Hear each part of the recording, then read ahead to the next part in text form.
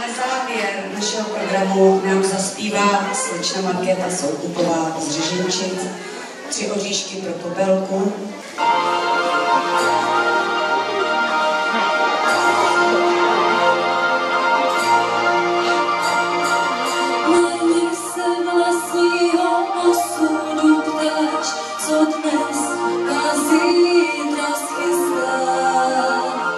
Představ si, že v kapse oříšek máš a ten ti dá moc vyzrát.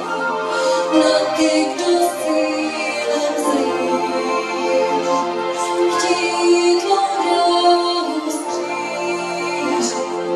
Šetři si oříšky pro chvíli zlou, kdy sám si náhle přiznáš. Život je pohádkou nedopsanou, že stále